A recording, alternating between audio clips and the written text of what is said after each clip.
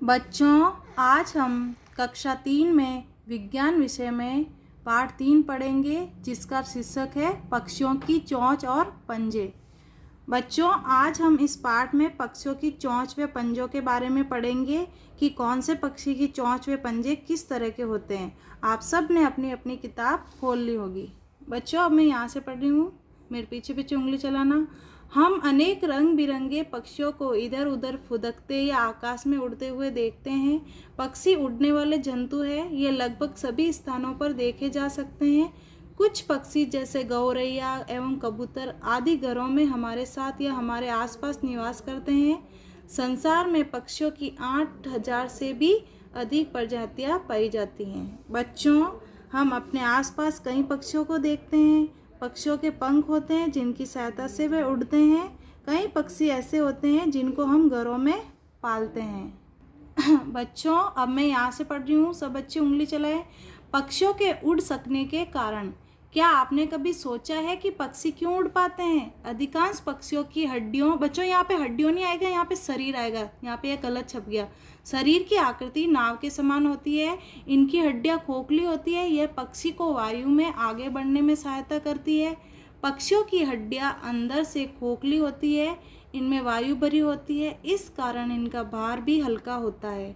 इनका हल्का शरीर वायु में उड़ते रह सकने के लिए उपयोगी होता है। बच्चों, आपने पक्षियों को देखा होगा, उनके शरीर का आकार नाव के समान होता है और जो हड्डियां होती है वो अंदर से खोखली होती है, जिसके कारण वो हवा में आसानी से उड़ सकते हैं। बच्चों, अब मैं यहाँ से पढ़ रही हूँ, सभी बच्चे उंगली चलाना। पक्षियों के पंख वास्तव में इनकी भुजाएं होते हैं। इनके पंखों में पर जुड़े होते हैं। पंख ही पक्षियों की उड़ने में सहायता करते हैं। पंख पक्षियों की छाती की मजबूत मांसपेशियों से जुड़े रहते हैं। ये मांसपेशियां पंखों को ऊपर नीचे तथा आगे पीछे की ओर गति करने में सहायता करती हैं। पक्षियों की पूंछ इन्हें उड़ते समय उनकी दिशा बदलने में सहायता करती हैं।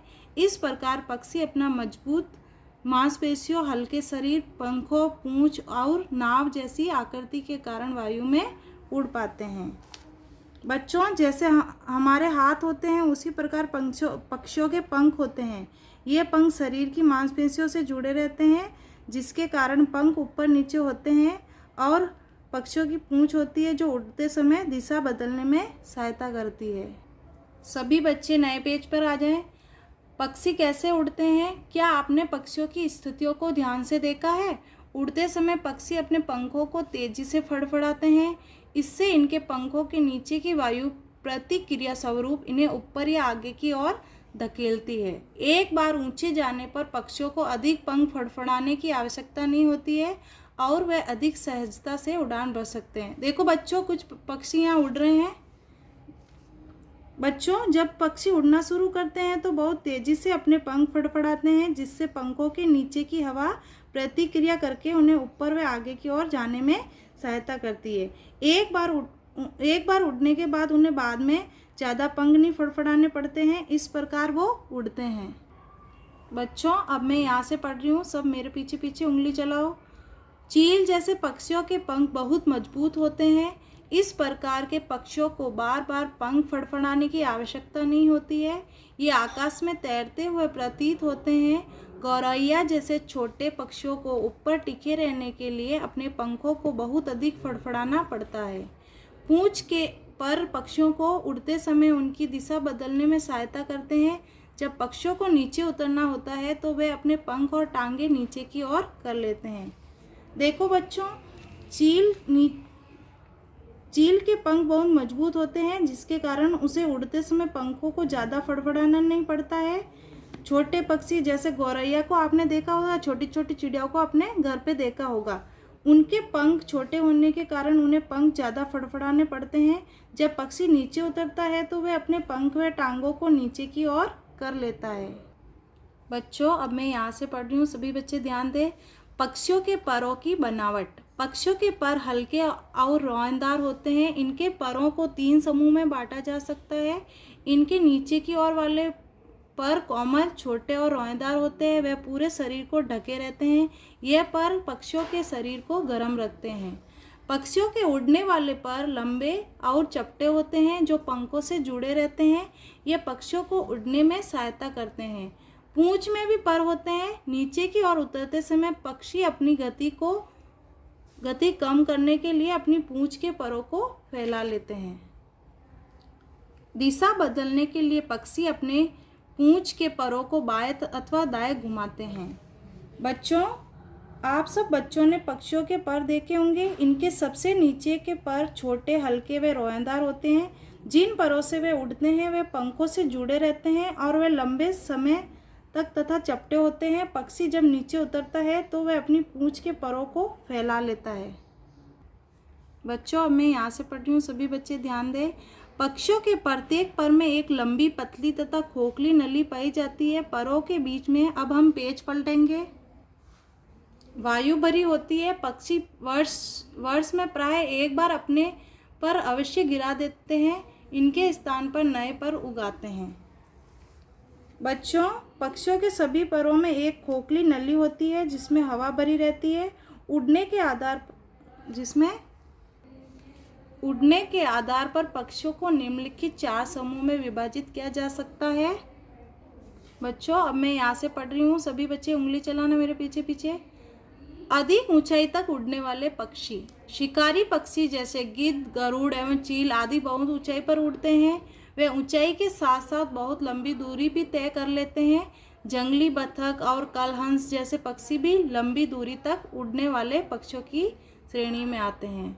ये पक्षी उड़ते उड़ते बादलों से भी ऊंचे चले जाते हैं। बहुत ऊंचाई पर उड़ते समय भी ये अपने शिकार को जमीन पर आसानी से देख सकने में समर्थ होते हैं। देखो बच्चों, ये गिद्ध है, ये चील, गरुड़, आपने देखा होगा इनको। अधिक ऊंचाई में उड़ने वाले पक्षी गिद्ध, गरुड़ व चील ये तीनों शिकारी पक्षी है जो जीवित व मरे हुए जानवरों को खाते हैं। ये बहुत ऊंचाई तक उड़ने पर भी अपने शिकार को जमीन पर देख सकते हैं क्योंकि उनकी आंखें बहुत तेज होती है। बहुत नीचे उड़ने वाले पक्षी। मोर, मुर्गी एवं मुर्गा आदि पक्षी बहुत कम ऊंचाई तथा बहुत कम दूर तक ही उड़ पाते हैं। इसका कारण इनके शरीर का अधिक भारी होना है। शरीर अधिक भारी होने के कारण ये अधिक से अधिक एक साधारण मकान की छत की ऊंचाई तक ही उड़ पाते हैं। बच्चों, ये सभी पक्षी आपने देखे होंगे। देखो, ये मुर्गा है, ये मुर्गी, मुर्गा, मोर, सारे पक्षी आपने देखे होंगे। बहुत नीचे उड़ने वाले पक्षी। बच्चों, आपने मोर, मुर्गी और मुर्गा देखा होगा। इन पक्षियों का शरीर भारी होता है, इस कारण ये अधिक ऊंचाई तक नहीं उड़ पाते हैं। देखो बच्चों, अब मैं यहाँ से पढ़ रही हूँ, सब बच्चे उंगली चलाना। कम ऊंचाई पर उड़ने वाले पक्षी। कौवा, कबूतर, तोता एवं गौरैया आदि पक्षी कम ऊंचाई तक उड़ने वाले पक्षी है। गिद्ध की तुलना में वे कम ऊंचाई तक उड़ते हैं, फिर भी वे मोर एवं मुर्गा आदि की तुलना में पर्याप्त ऊंचाई तक उड़ लेते हैं। प्राचीन काल में कबूतर पत्रवाहक का कार्य करता था। बच्चों, कबूतर, तोता और कोए को आपने उड़ते हुए देखा होगा। ये मोर की तुलना में अधिक ऊंचाई तक उड़ सकते हैं, लेकिन बादलों तक नहीं पहुंच पाते हैं। बच्चों, अब मैं यहाँ से पढ़ रही हूँ, सभी बच्चे अपनी अपनी किताब में ध्यान दें। जल में रहने वाले पक्षी। कुछ पक्षी जैसे बतख एवं राजहंस आदि जल में रहते हैं। पक्षियों के शरीर में तेल ग्रंथियाँ पाई जाती हैं। इनके कारण ही इन पक्षियों के पर पानी में न तो गीले होते हैं और ही गलते हैं। इनके पैरों की उंगलियां पतली जालीदार त्वचा झिल्ली के द्वारा आपस में जुड़ी होती हैं। यह जालीदार त्वचा झिल्ली नाव के चप्पू की तरह काम करती है और इन्हीं की सहायता से जलीय पक्षी पानी को पीछे धकेलकर आगे बढ़ने तथा तैरने में सफल होते हैं। बच्चों, ये देखो बतख दिख रही है, ये राजहंस, ये पानी में तैरने वाले पक्षी हैं। देखो बच्चों, ये बतख व राजहंस दोनों जल में रहने वाले पक्षी हैं। इनके शरीर में तेल ग्रंथियाँ पाई जाती है, जिसके कारण इनके पर पानी में गीले भी नहीं होते हैं और ना ही गलते हैं। इनके पैरों के पंजों में जालीदार रचना होती है जो तैरते समय पानी को पीछे धकेलती है और वो आगे बढ़ते हैं। बच्चों, अभी हमने उड़ने वाले पक्षियों के बारे में पढ़ा, अब हम नए उड़ने वाले पक्षियों के बारे में पढ़ेंगे। बच्चों, अब मैं यहाँ से पढ़ रही हूँ, सब बच्चे उंगली चलाना। उड़ ना सकने वाले पक्षी। कुछ पक्षियों की हड्डियां खोखली होने के बजाय ठोस होती है। इनकी छाती की मांसपेशियां भी इतनी मजबूत नहीं होती हैं कि ये अपने पंख तेजी से फड़फड़ा सकें। इस प्रकार इन पक्षियों के पास पर, पंख और पूंछ होने पर भी ये पक्षी उड़ पाने में असमर्थ होते हैं। ये अपनी टांगों की सहायता से चलते हैं। शुतुरमुर्ग, पेंगुइन तथा कीवी इसी प्रकार के पक्षी हैं। शुतुरमुर्ग भूमि पर सर्वाधिक तेज दौड़ने वाला पक्षी है। बच्चों देखो, ये शुतुरमुर्ग है, ये कीवी और ये पेंगुइन है। बच्चों ये सभी नहीं उड़ने वाले पक्षी है। देखो बच्चों, ये शुतुरमुर्ग, कीवी भी, पेंगुइन है। इन पक्षियों की मांसपेशियां व हड्डियां दूसरे पक्षियों की तरह खोखली, नली के समान नहीं होती, ये ठोस होती है, जिसके कारण ये अपने पंखों को तेजी से नहीं फड़फड़ा सकते, इसलिए ये उड़ नहीं सकते हैं। ये टांगों की सहायता से चलते हैं, पर, पंख व पूंछ होने पर भी ये उड़ नहीं सकते हैं।